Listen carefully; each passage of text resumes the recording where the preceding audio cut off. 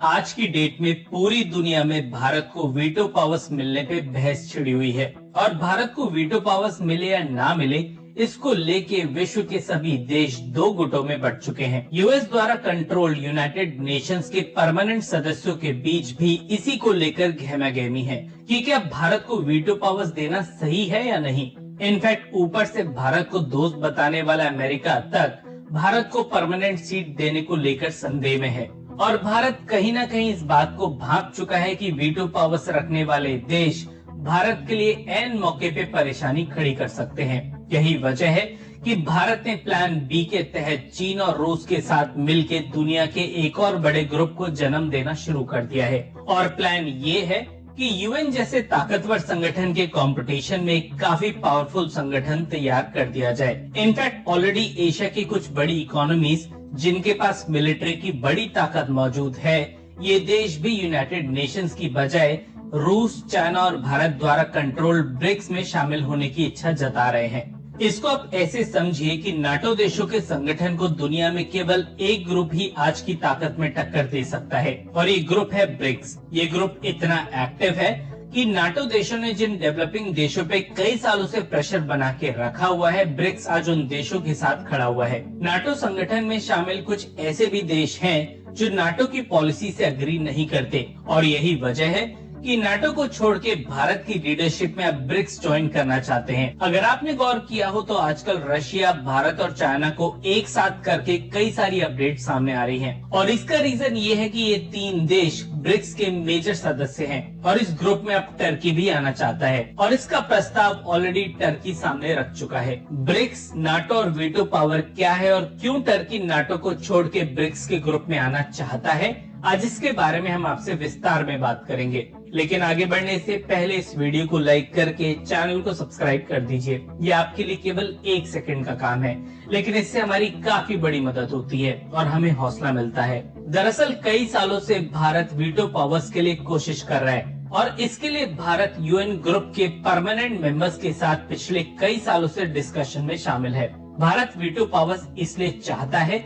जिससे भारत के पास global policies को अपने हिसाब से ढालने की ताकत आ सके और भारत हर उस प्रस्ताव को आने से रोक सके जो भारत जैसे डेवलपिंग देशों के खिलाफ है। वीटो पावर्स अभी केवल दुनिया के 5 देशों के पास है और ये देश है United states, China, Russia, France और यूनाइटेड किंगडम। सीधे शब्दों में वीटो एक तरह की स्पेशल पावर है जिनका इस्तेमाल ऐसे रूल्स और प्रस्तावों को पारित करने में हो सकता है जो शायद कई देशों के खिलाफ हो। लेकिन इन पावर्स की वजह से 5 देश कोई भी फैसला बिना किसी रोक टोक और बिना किसी सलाह के ले सकते हैं। कमाल की बात ये है कि पांचों देश यूएस द्वारा कंट्रोल्ड यूएनएससी यानी कि यूनाइटेड नेशन सिक्योरिटी काउंसिल के परमानेंट मेंबर्स हैं। भारत को परमानेंट सीट मिल जाए, इसको लेके रूस, फ्रांस और सिंगापुर जैसे कुछ और देशों ने अपना पूरा समर्थन दिखाया है। अब यूएस भी भारत को परमानेंट मेंबर बनाने के हक में तो है, लेकिन यूएस किसी भी सूरत में भारत को वीटो पावर्स नहीं देना चाहता। इनफैक्ट एक रिपोर्ट में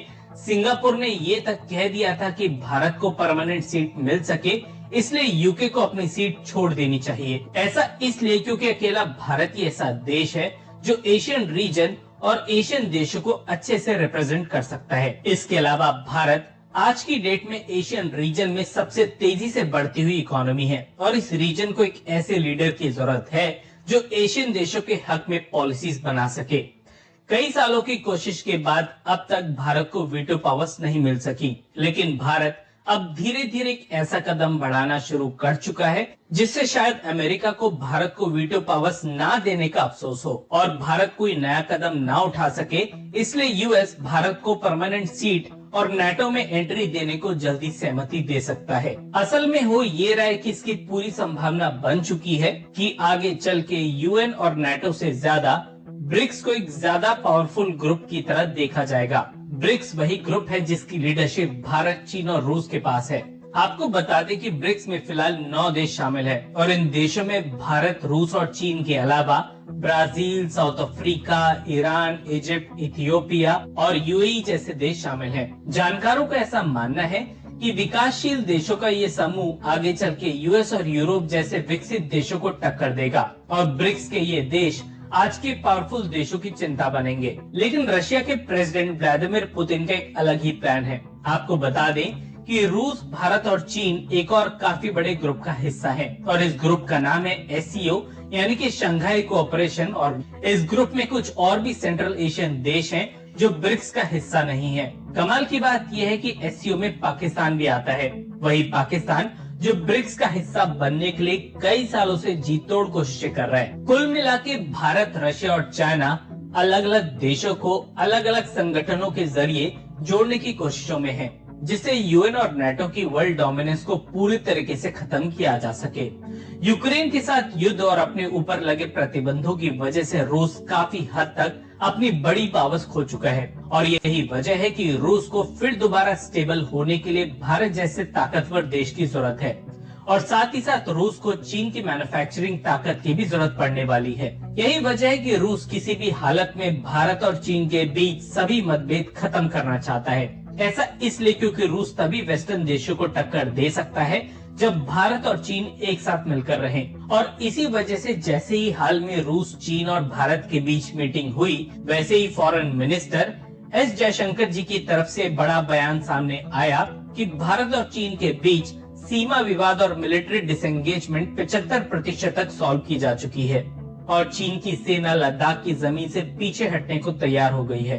खैर, इन सब के बीच अब टर्की को लेकर एक काफी बड़ी खबर सामने आई है और टर्की अब ब्रिक्स में शामिल होने का पूरा मन बना चुका है। वर्ल्ड वॉर 2 के बाद यूएसएसआर और यूनाइटेड स्टेट्स के बीच एक तरह का कंपटीशन खड़ा हो गया। ये होड़ थी दूसरे देशों पे प्रभाव डालने की और दुनिया के बाकी देशों को अपनी तरफ खींचने की। यूएसएसआर और यूनाइटेड स्टेट्स ने अपना प्रभुत्व जमाने के लिए दूसरे छोटे देशों को लड़वाना शुरू कर दिया, जिसे कोल्ड वॉर का नाम दिया गया। और एक ऐसा टाइम आया कि यूनाइटेड स्टेट्स को इस बात का खतरा महसूस हुआ कि इसकी वजह से वर्ल्ड वॉर 3 शुरू हो सकता है। अपने आप को और मजबूत करने के लिए यूनाइटेड स्टेट्स ने नेटो ग्रुप बनाया, जिसमें 32 देश शामिल थे और इस ग्रुप का मानना ये था कि नेटो ग्रुप में शामिल किसी देश पे हमला मतलब पूरे नेटो ग्रुप पे हमला।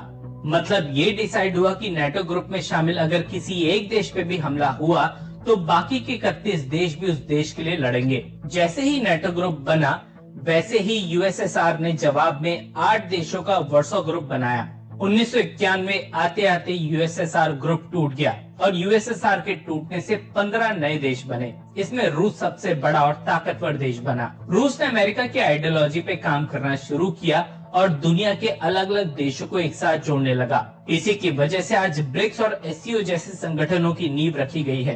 खैर, टर्की भी इसी नेटो ग्रुप का हिस्सा है, लेकिन वेस्टर्न देशों से विचारधारा ना मिलने की वजह से अब ब्रिक्स में आना चाहता है। आपको बता दें कि जो देश ब्रिक्स के अभी मेंबर हैं और जो इस ग्रुप में आने के लिए अप्लाई कर चुके हैं, उन देशों में विश्व की करीबन आधी पॉपुलेशन रहती है और टर्की के इस ग्रुप में आने से इस ग्रुप की सैन्य ताकत कई गुना बढ़ जाएगी और ये डेवलप्ड देशों के लिए बिल्कुल भी अच्छी खबर नहीं है। हालांकि ये भी सच है कि टर्की और भारत के बीच काफी बड़े विवाद हैं और भारत शायद टर्की को इस ग्रुप में लाने से बचे। बाकी आपको क्या लगता है कि टर्की के ब्रिक्स में शामिल होने से क्या भारत की परेशानी बढ़ सकती है? हाँ या ना में अपना जवाब दिए बिना मत जाइएगा और वीडियो को लाइक करके चैनल को सब्सक्राइब भी कर दीजिएगा। धन्यवाद।